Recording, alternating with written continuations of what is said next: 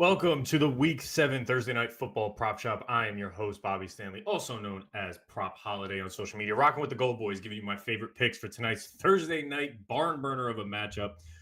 We do have a guest tonight, our first guest of the Prop Shop. Before I bring him in, and before I do I'm not doing my normal open today. We're going to have a guest. We're going to talk some NBA. But real quick, if you're following me on social media, you're following DraftKings, you're following BR Betting, one of my best friends has $2,000 futures open. One is $1,000 on the Mets to win the World Series to pay $250,000.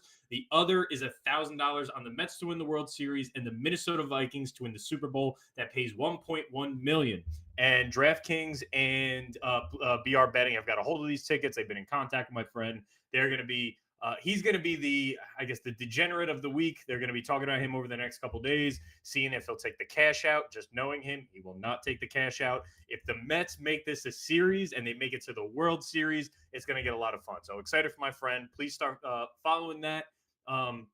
But let's bring in my guest. He is a friend of mine. He is one of probably 8 people I talk to in this space.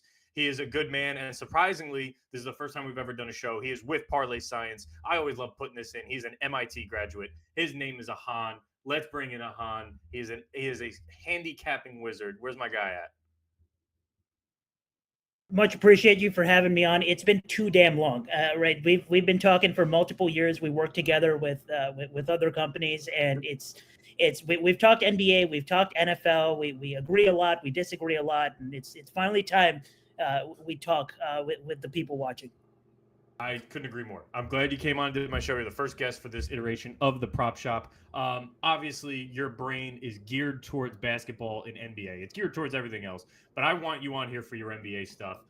We have the season kicking off in 5 days, I believe it is. I think it tips off on the 22nd. You have 2 futures for us, one of which I wholeheartedly agree with. It was actually going to be a future, and we didn't talk about it. I told you on the side this morning before you told me to bet, or once you told me to bet, that I agree with it. Tell me a season win total, who you're on, and if you're on the over or the under, and I think we may agree. And when I think, Bobby, you've accused me sometimes of being biased. If there's ever a time to not be biased, I'm backing the over on a team that I've hated like pretty much my whole life, which is the rival Orlando Magic for me. So I'm on the Orlando Magic over 47.5 regular season wins. I'm a Duke fan. I was very skeptical of Paolo Banchero being the number 1 overall pick when he was drafted. Not anymore, right? Like Paolo Banchero is by far and away potentially the highest upside player of someone who's not universally considered a superstar by now. But outside of Paolo Banchero, I just really love this entire roster. Last season, they got 43 games out of their only true backup point guard, Markelle Fultz, 55 games out of their starting center, Wendell Carter, and only 58 games out of a guy who I think is a top 3 overall impact defender in the NBA, in Jonathan Isaac. And they ranked number 24 in the NBA in three-point percentage, with Banchero only shooting 34% and Franz Wagner shooting only 28%. And they still won 47 games. And Banchero is now 21 years old. Franz is now 22 years old. Jalen Suggs is 23. Anthony Black is 20. And both of their 2024 draft picks were sharpshooters in college. And they added KCP, who is, by many measures, one of the best role players in the NBA, period. So I think any sort of health upgrade for Orlando, if they're somewhat more healthy than they were last year, they should improve offensively and defensively. And it would really be crazy bad luck if they ranked bottom 10 in three-point percentage again. And some of the Eastern teams actually downgraded. We talk about the teams that did upgrade. We don't talk about the fact that I think Cleveland got worse, Chicago got worse, and Brooklyn obviously got worse as well. So those feel like a few extra quote-unquote free wins, so to speak. So this line kind of assumes that Vegas is just assuming like everybody misses half the games again. So give me Orlando over 47.5 regular season wins, an upgrade from last year. And this is the one we agree on. I'm all in on Orlando. They've been my league pass team for the last 2 years or so, and I finally think they take, I don't know if you'd say a jump. They got on the screen last year in the playoffs, went 7 games with Cleveland. I love Paolo. If I could make sense of the most improved player award, obviously Wemby is the first, he has the best odds. I have no idea what direction they're going to go in this, but if Paolo could go from a 21 a game to a 25, 26 a game, and be the front man on a top 4 team in the East, which I truly think they can be. If we look at the East top to bottom, Boston should be the favorite. No one's disagreeing with that, but we don't know when they're getting Kristaps back. Could it be Christmas, before or after? You could championship hangover. I don't know if they come out steaming like everyone says. They're still going to be a good team. They're still going to win over 54, 55 games. Do they get to 60 this year? I don't know that. You can make the case for the Knicks. They're extremely top heavy. They lack depth on the bench. Tibbs is going to play him into the ground, and OG and Cat are not the most reliable from a health standpoint. They just need to be a playoff team. But when I look at Orlando, I think they make a jump, and I think they could hit a 50-win team. I think they could be a top 3 team in the East regular season. I'm not talking about the playoffs. And for all the points you mentioned, plus adding KCP, they get a little bit more experience from that young team. You got Franz Wagner leading the German team in the Olympics. I love everything about this team. I thought about playing them as like a seeding future. Like, could they get the 1 seed, the 2 seed, the 3 seed? Instead of doing that, I scrapped it and I just played Jamal Mosley Coach of the Year at 14-1. Because if he could take this Orlando young team and jolt them to the top of the East, I think that's a case for Mosley. So I love Orlando. You love Orlando. They're going to be a bitch week in and night in and night out defensively.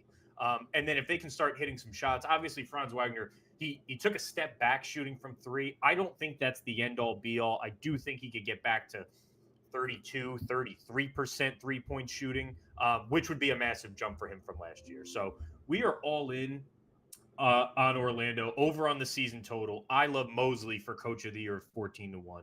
But I'm glad we're aligned on this, man. You have a player prop, points per game total you want to take a swing at. What do you got? Yeah, so I mean, last year everybody kind of agreed on Twitter that Jordan Poole was going to be the next guy that leads the team scoring wise, and he finally gets his team to lead, and his line was somewhere around 23.5 for points per game, and I was the only one who's just like, are we convinced that this guy is a quote unquote star? And I wasn't, and I faded him. So I'm doing something similar with a player that's probably a little more talented than Jordan Poole, but still the line is way too high just because of the whole who else is going to get buckets philosophy. And it's Cam Thomas, and I'm on his under 24.5 points per game. So we made this mistake last year. Jordan Poole, we're making it again. In theory, who else is going to score, right? But other teams also know this, and they will blitz Cam Thomas every single night if they have to. They will pack the paint against him if they have to, because the rest of this roster is not as talented. And last year as a starter, Cam Thomas averaged 24.8 points per 35 minutes. And several of his spikes came against teams that were just poor all-around defending guards. Just they kept either playing drop coverage or defending one-on-one with weak defensive guards. Teams like Dallas, Golden State, Milwaukee. And then his duds came against teams that were actually trying, like Denver and Miami. And now we have a new coaching philosophy, new roster management philosophy in the organization. The head coach, Jody Fernandez, spent the preseason emphasizing that he said that I don't want to see Cam Thomas just jack up as many shots as possible. That's not development. He said the way we want him to develop is work on his playmaking, be efficient, and only firing when he gets to his spots. And we saw some of this in the preseason where they tried different techniques of getting Cam Thomas the ball when he's open and not having to create everything for himself. This makes sense for a smaller guard that will have most of the defensive attention on him this season. And they only really have one other true point guard on this team, and it's someone they're trying to trade, which is Dennis Schroeder. So I don't think his coach is going to be really happy if he's doing what it takes to jack up enough shots to get to 25 points per game. And based on where opening night lines sit at right now, it looks like Brooklyn's going to have a lot of team totals set around the 105 mark, plus or minus a few. If they average 105 points per game and Cam Thomas averages 24.5, he'll have to account for 23.3% of his team's points this season. Here are some players who accounted for less than that on their team. 2013, James Harden. 2020, Damian Lillard. 2020, DeMar DeRozan. 2018, Giannis. 2022, Trae Young. 2022, Joel Embiid. 2018, Anthony Davis. 2019, Paul George. If you think Cam Thomas is better than all those players, be my guest, take the over, but I'm going to fade. No, I love it. I love it. Anytime we can fade the Nets in any capacity, I think their win total's at 19.5. They're obviously in the Cooper Flex sweepstakes. And hypothetically, say Cam Thomas does start setting the world on fire. There's a reason they traded to get control of their pick back going into this season. If he does get this good, you may see them scale back his minutes, not bench him, but scale back his minutes, which will eventually hurt this point total. So no, I dig it. Cam Thomas under 24 and a half points per game on a garbage team in the NBA. We're going to talk a little bit about the Nets when I get to randomized questions, but real quick, we didn't go full depth into this. You have a pick you like for MVP. You have a pick you like for Rookie of the Year, which is a really muddled market. MVP a little bit more top heavy than in years past. Who do you like for MVP from a value standpoint? Yeah, like I said, this market is very top heavy, and there are a lot of players who I can see win it, and they're priced such that the books can see win it, like Shea, like the Lucas of the world. But there's a guy who I think is in the same tier when it comes to what it takes to win MVP with the counting stats standpoint and the kind of player he is. But he's not priced in that tier; he's priced in the next tier. So let me buy low on the guy who I think is still the second best player in the NBA, and it's Giannis Antetokounmpo to win MVP at plus 800 on FanDuel. And this is basically just looking at this roster. How well can they do in the regular season combined with what they need from him to do that well in the regular season? Now, I don't think anybody in the room is going to be thrilled about wanting to back a Doc Rivers team in the playoffs. Luckily, this is not a playoff award, right? They just need to beat up on those bad teams. They need to get to this top 4 seed, and I think they will. And Milwaukee's offseason was good for the regular season, just the regular season outlook in general. They added a good point of attack defender, DeLon Wright, and a spot-up shooter in Gary Trent, who, by the way, was one of the best shooters in the NBA when he was open. It's an interesting stat last year. And this roster is better than it was last season for the regular season. And any sort of improvement in the efficiency for Damian Lillard would only help Giannis's overall stats. And the best part of this roster for this award is it's still not deep enough in terms of guys who can go get you a bucket, guys who can facilitate for you, that it'll take away from Giannis's counting stats. And Middleton is still banged up. So this means that if Milwaukee finishes as a top 4 seed, it's likely because Giannis teases something like 30 points per game, 12 rebounds per game, and 5 assists per game. And Giannis is plus 600 to lead the NBA in points per game. But if he leads the NBA in points per game and he's already playing a top 5 level defensive game, then how is he not also top 2 in MVP voting at least? I like the value better in plus 800 for Giannis to win NBA MVP. And originally when we talked about this in chat, and my initial thought was pushback. The only reason I pushed back was because last season Dame didn't come in shape. And I expect that to turn around this year. Could that view them more as a tandem versus a solo leading the front? The more you talk about it, and then when I started doing my Orlando kind of shtick, I went, okay, the East, the top of the East is ripe for the picking. Obviously, this is regular season. If Milwaukee can be a top 2 seed in the East, which they certainly can, and he's going for 30 and 12 and 30, 12 and 6 maybe, 30, 12 and 5, I don't see why he wouldn't garner this type of attention. He is tweeting out, or he's not tweeting out, I'm tweeting out. He's saying some weird stuff about, I might get traded if this season doesn't go this way, it doesn't go a certain way. The Milwaukee Bucks are not trading Giannis and Giannis. The Milwaukee Bucks are not trading him, but he may not be happy with the direction, and he may be kind of floating this idea. I don't think it gets to that, but him at 8-1, I do think is decent value because it should feel like he should be in that 4-1, 5-1 range. I am going with my MVP. I am going chalky on SGA. I think you could still get him at 5-1 on Bet365, depending on what other books you're at. I think the Oklahoma City Thunder are far and away the best contention for the Celtics. I would say that. I do think they win the West. I do think they can hit 60 games. I do think they have moves to make, which we could talk about later in the show. I think they still have moves to make with all those picks. But I'm going to back SGA. I think he gets anywhere from like 31 to 33 points a game on the best team in the West. And I think he takes the award at 5-1. Everyone's shaping up to be the Luka Award. He finally deserves it. He hasn't gotten it yet. Does he get, to that 55, 56 wins? What we saw from the Mavericks the back half of the season when they made that trade, that's certainly possible. I'm never betting an MVP at 3-1, so you're not going to see me do that. But you sold me on Giannis. I do think it's a good bet considering what we both agree on the East. Rookie of the year, I can't. I mean, I like Reed Shepherd. I don't know if he's starting to start the season. That would be where my angle goes. But sell me on someone for Rookie of the Year. Yeah, and I made this bet in the middle of summer league because I thought this was the best time we're gonna get a good price. I got it plus 1,200. I think there's still a couple plus thousands hanging around. Give me the guy who everybody thinks is a bust because he had 2 bad summer league games. Alex Sarr was the number 2 overall pick in the NBA draft. And to me, before the draft started, I thought he was the best player in the draft. I think we're going to look back at this draft and be like, there wasn't a Victor Wembanyama in this draft, but there was a lot of really good players. And like Montes Bazilis, Stephon Castle, like these are all guys that I think are going to be very good NBA players. And in this quote unquote deep first round, I thought Alex Sarr was the best player. He didn't get drafted number 1, but with the resume that he brings with playing in Perth, where he averaged around 10 points a game, and yes, he didn't shoot the 3 ball very well, but I mean, a lot of 18-year-olds, internationally are not shooting the 3 ball at an NBA level. But the defense was just like watching his games, I watched a few of his full games because that's who I am in the off season.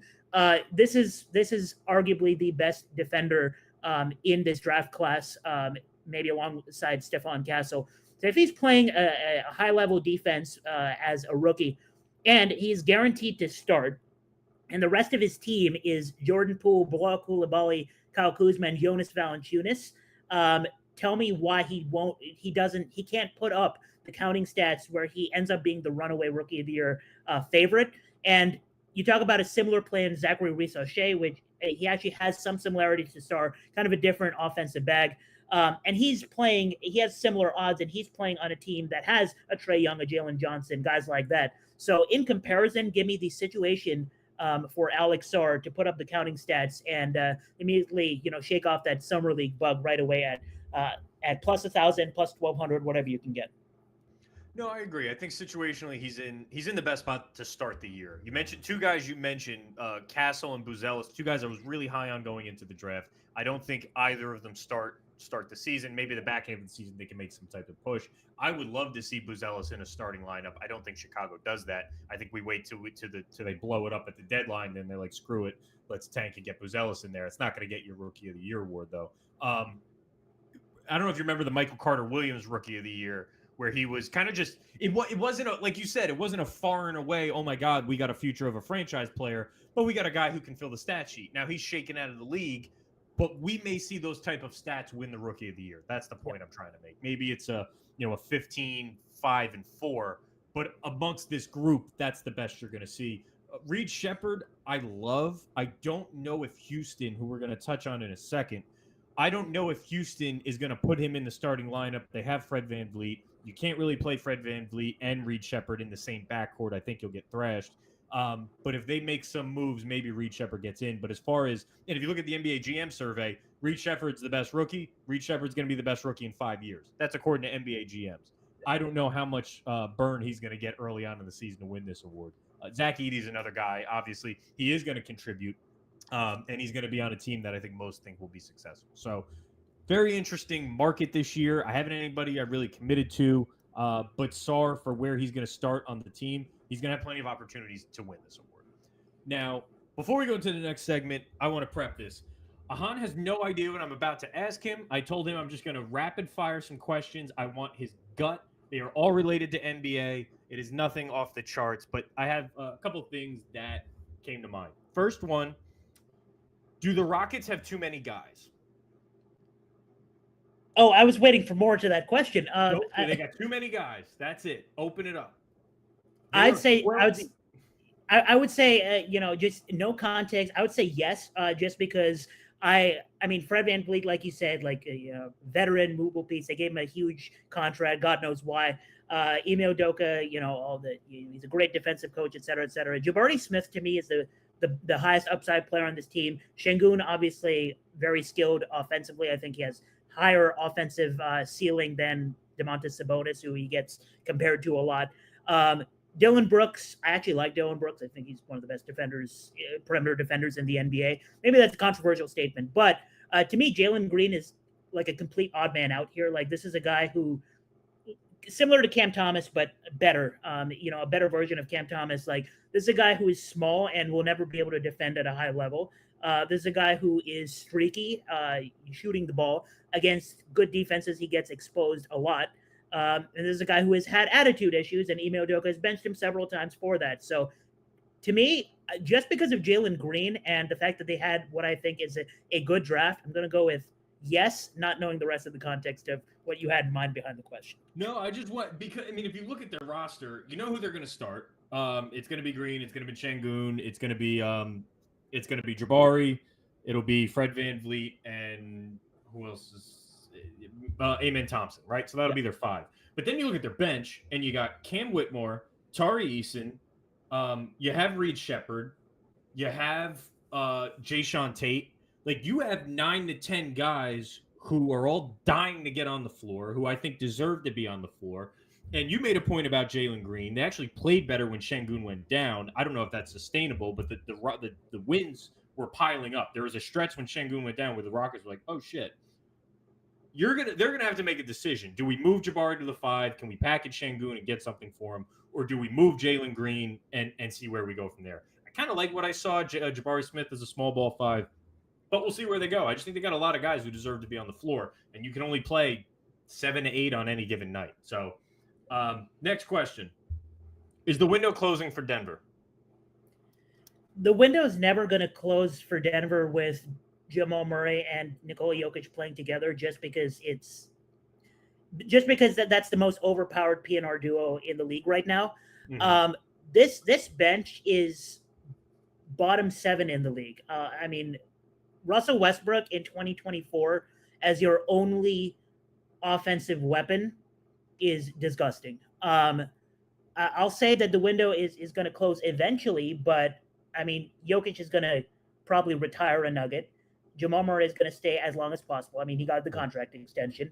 I wouldn't say the window is closing, and I think they have enough. Assets to be active at the trade deadline. And the NBA trade deadline is always a movie because some teams are pulling off robberies. Thank you, Brad Stevens. And some teams are getting ripped off like every single year. There's always something major going on that we're not expecting at the beginning of the year. I can see Denver going all in and trading for a guy like Bojan Bogdanovic to add to their shooting, or who knows who might end up being on the trade block if they need more defense. I wouldn't say the window is closing because we've seen some shallow benches win championships recently, such as the Warriors a few years ago. So I wouldn't say the window is closing, but if the roster stays put, I don't view them as a threat to OKC. Fair enough. Michael Porter Jr. for Brandon Ingram. I'm throwing that out there. All right, last question, and then we're going to go into our awesome Thursday night football game. Ben Simmons, over for 45 and a half games. I'm taking the over.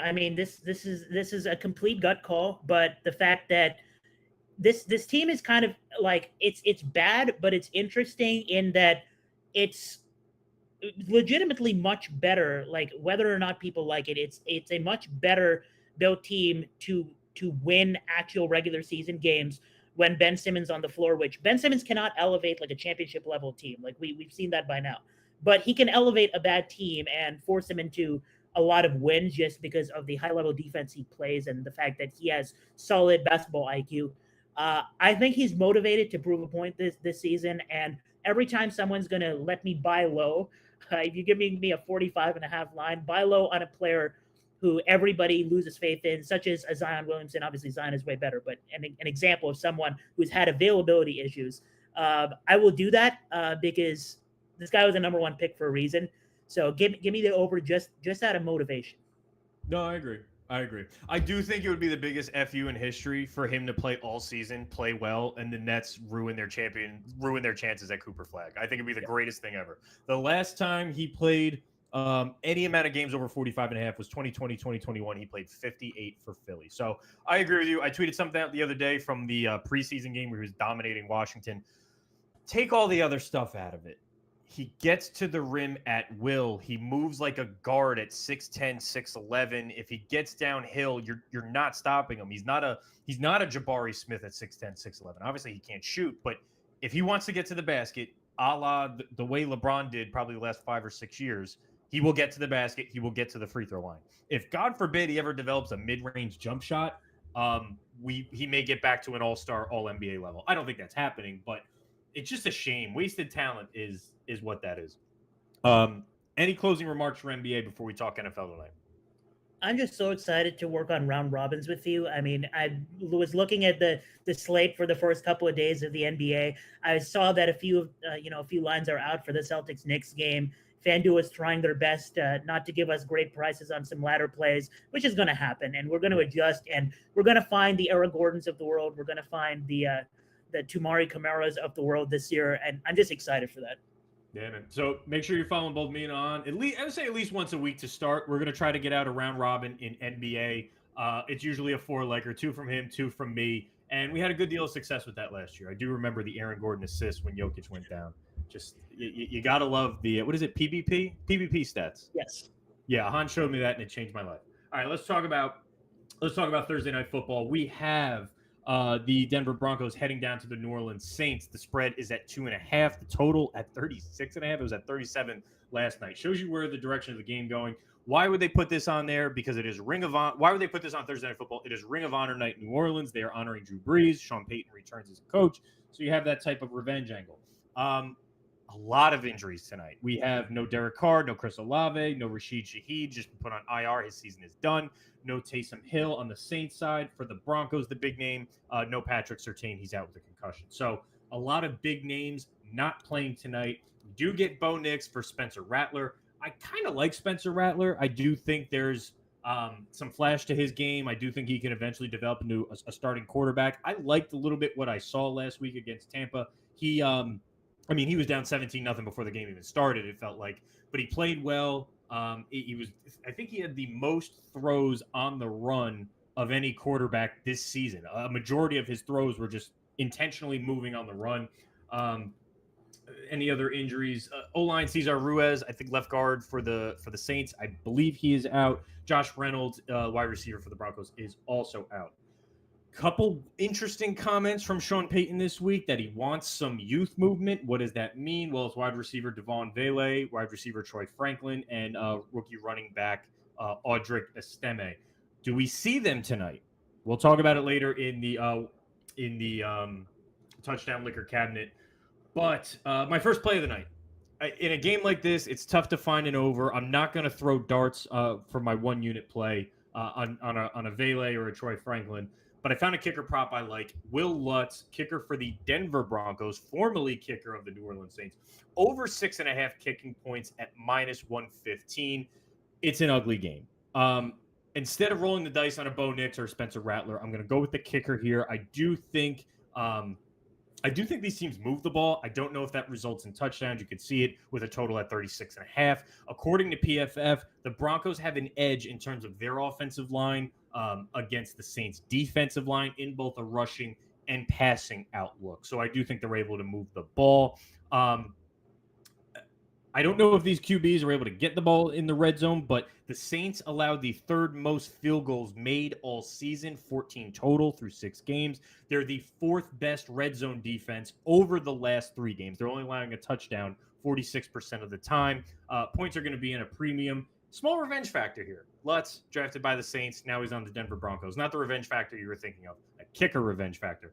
But I do like, so this is pretty much 2 field goals and a touchdown. I do think we see that much from the Broncos offense. So I went with Lutz for my 1 unit play at over 6.5 kicking points. You got anything you'd put a unit on tonight, Ahaan? Yeah, I mean, you mentioned most of the things that I was looking into, and to me, there's just a few things that stand out. First of all, the Saints pass catching room is extremely shallow today, like you said. Bob Means, we all should know the name by now after last week when Chris Olave, everybody in the world was on Chris Olave. He got hurt, and then Bob Means immediately stepped in as Spencer Rattler's first read. He's also the first read when Spencer Rattler is under pressure, which is going to be important since, like you said, the Saints are banged up in the offensive line. The Broncos defense ranks number 1 in pass rush win rate and number 5 in pressure rate. So I did a rare 2-legger just because these lines are so up and down on, the actual, straight lines on all these receivers are so up and down all day long. I did a rare 2-leg parlay of Bub Means 25 plus receiving yards and Devon Vele 25 plus receiving yards, which gives us plus 120. And I like the somewhat correlation of this being if this is a competitive game, then both have to be a little bit more pass heavy than normal. And if they are pass heavy, those are the two guys that I think have the most certain, floor, so to speak, or most certain ability to be needed in a spot like that. I'm completely out on Mason Tipton today. This is a player who has not has not earned anything in man coverage. Both of these defenses are very man heavy. Mason Tipton has not earned anything in man coverage this season so far. Cedric Wilson is a veteran. This is a kind of guy like, if I saw literally anything positive from him this season so far, like I would be more confident saying this is the night where he has to step up. He could step up, but he just hasn't earned any targets in man either. Bub Means is the only guy who has. Could potentially be a tight end day as well for the Saints, but I'm not interested in guessing how their route participation splits. So give me Bub Means for the Saints, 25 receiving yards. And Devon Vele is just, the pitch is this. This is a guy with a great athletic profile. Wasn't a high draft pick, but a very nice raw athletic profile. And he works out of the slot. And I love players who have good athletic profiles that work out of the slot. And in this matchup, it's specifically important to not go at Marshawn Lattimore, who will be draped all over Cortland Sutton. Give me the Alante Taylor matchup for Devon Vele. He has a sort of lower ADOT, which is why I'm going with a floor play here. Devon Vele, 25 plus receiving yards. So Means 25, Vele 25. It's plus 120. I like it. I still have a no sweat on FanDuel that I haven't used yet. I think I'm going to tinker with something with those two guys. Ahaan, we had something in the chat. Lightning bets. He's got Cortland Sutton, Michael Pittman, Tyler Lockett, Vele, Bub Means. Okay, you got those? Yep. Start 2, sit 3. You mentioned Marshawn Lattimore draped all over Cortland Sutton. If you had a, I mean, we don't normally do fantasy advice, but it plays into player props, so why not? I would like Lockett out of those 3 as a must start, but Vele, Bub Means, Pittman, Sutton. Who would you start? Yeah, I mean, I think the Seahawks defense is going to expose this Falcons defense. They're going to get a lot of red zone opportunities this week. I'm on the same page with Tyler Lockett. With Pittman, it's a little bit more dependent on the quarterback situation. Looks like Anthony Richardson might return, but you start for ceiling and you kind of take out Vele and Means out of the picture here. And yeah, I do not like the matchup for Sutton, so give me Pittman and hope for the best with the quarterback play in Indiana. Pittman, Lockett, I agree with him. And keep in mind what he just said when we talk about our round robins. You start for ceiling. When we do our round robins, we put them in for what the best case scenario is. Really quick, we had a lot of nice bets in today.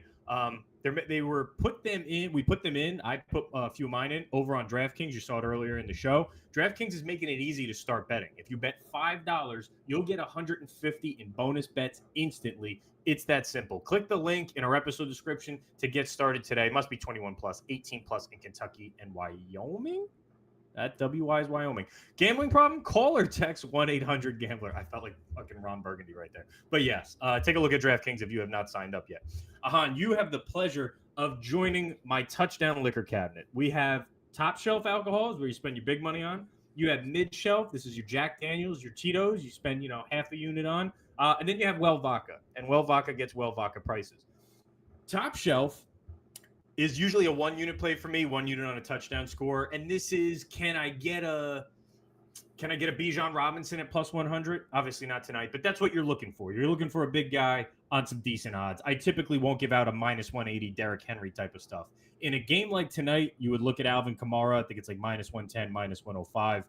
I don't have a top shelf touchdown scorer at a 36.5 point total on Thursday Night Football. The line was at 37. It's gone down a half a point, which is never a good sign. I think I saw something like the last 7 primetime games that Kamara was in, he didn't score a touchdown. I may have botched that, but I saw something on Twitter earlier. I don't have any touchdown score for you tonight to say I want to put 1 unit down. So I'm not even going to pretend. Do you feel confident in a Javonte Williams or a Alvin Kamara on a 1 unit touchdown score tonight, or not? Can I say fuck the top shelf twice? Like, Here we go. That's what I'm talking about. No, not at 36.5, guys. We're not going to give you anything to put one unit on. But the mid shelf and some well vodka, we may be able to make a night of this. Mid shelf for me, Juwan Johnson, plus 450. You're seeing his name a lot. It's for good reason. When Rattler was the guy rolling out, he was looking for Juwan on a couple of those. I went to NFL Pro. I watched a lot of his plays when he was under blitz. If you look at Denver, they're one of the blitz heavy teams. He actually handles the blitz pretty well dating back to college, but he was looking at Juwan Johnson and Foster Moreau. But at plus 450, and then you consider that Olave and Rashid Shaheed are out. I know we're talking a lot of these fun names, the Bum Means of the world. Give me Juwan Johnson if you can get 4.5 to 1 for a quarter of a unit. Any mid shelf guys? Yeah, I already made the pitch on him. This is the only straight, anytime touchdown bet I have today. Devon Vele, anytime touchdown, plus 4. I think you can see a plus 480 hanging around. I don't really care about the COV on anytime touchdown props because I've gotten 500 cents of COV and they haven't even touched the field before. I've got negative COV and they've scored in the first quarter before. I got plus 460. It's plus 480, I think, on FanDuel right now. But I also sprinkled mandatory Devon Vele 2+ touchdowns. Used my FD boost on it, plus 7,200. It's Thursday. I'm allowed to donate. Yeah. No, that's especially when I'm watching this Bo Nix Spencer Rattler moment. No, I like it. So we got Juwan Johnson and Devon Vele in that plus 400 and above range, plus 480 for him, plus 450 on Juwan Johnson. Well, vodka is my favorite part of the show. Well, vodka tonight. Audric Estime, rookie running back, Notre Dame. I got him at plus 1,000. I think I saw a couple plus 1,200s earlier in the week. Plus 1,000 for one touchdown. I put $15 on that, which is like a little bit less than a quarter of a unit for me. And then I put $5 on 2 touchdowns for Estime at plus 15,000. $5, I think, pays like 715, whatever it may be. With Estime, it's really just coach speak. Sean Payton here said he wants to see more of his rookies, more of his young guys. Estime I think he was averaging over 6 yards per carry in the second half last week against the Chargers. Javonte Williams has not really looked what we expected from him early on. If Estime can get in the red zone, he's a big-bodied back. At 10 to 1, I'll buy the Sean Payton coach speak. Maybe he was trying to pump up Javonte Williams. But at 10 to 1, I think he gets some snaps tonight. So a little bit less than a quarter of a unit on Estime. And then $5, no sweat bets on two touchdowns from Estime. We've hit Alan Lazard. And Tone, help me out here. There's another guy we came close to. We almost hit Luke McCaffrey in a well vodka. But we've been pretty damn close with the 2 touchdown guys on the long shots. But that's my well vodka. Well vodka gets well vodka prices. This is your Majorskas of the world. Do you have any well vodka tonight? I do, and it's only because it's just become a culture for me. I've been profitable betting first touchdowns on primetime games. As long as I am profitable, I'm going to keep clicking the buttons, whether or not I should, okay? It's Foster Moreau first touchdown, just to make you mad and steal the Juwan Johnson touchdown. No, but seriously, Foster Moreau, he scored 2 touchdowns this year. One of them was in the first quarter. If you look at the first half versus second half splits, Juwan Johnson, when Taysom Hill is out, Juwan Johnson has been running a majority of the routes, but Foster Moreau has been splitting the work if you split it only by the first halves. So if you're going to give me a first touchdown price, Juwan Johnson is much shorter. If you give me a much better price on Foster Moreau, I will bite, especially in a matchup where the tight ends might have to step up, like we both agree. Foster Moreau first touchdown at plus 2,900. That's awesome. He had like a 40-yard reception last week against Tampa Bay. So Audric Estime, 1 touchdown and 2 touchdowns. These are bonus bets. These are cheap stuff. And then first touchdown, Foster Moreau. I like Juwan Johnson at plus 450 on my mid-shelf. Ahaan likes Devon Vele. Not a damn thing for top shelf. My 1 unit play for tonight is Will Lutz, kicker for the Denver Broncos, over 6.5 kicking points. And we have a small same-game parlay. But what is it? Is it Bub Means and Devon Vele 25 each? Yes, sir. Bub Means 25 plus receiving yards. Devon Vele 25 plus receiving yards, plus 120. Guys, we are making lemons out of lemonade tonight in this Thursday night football game. We try to give you some NBA stuff. We didn't even get to Kawhi Leonard.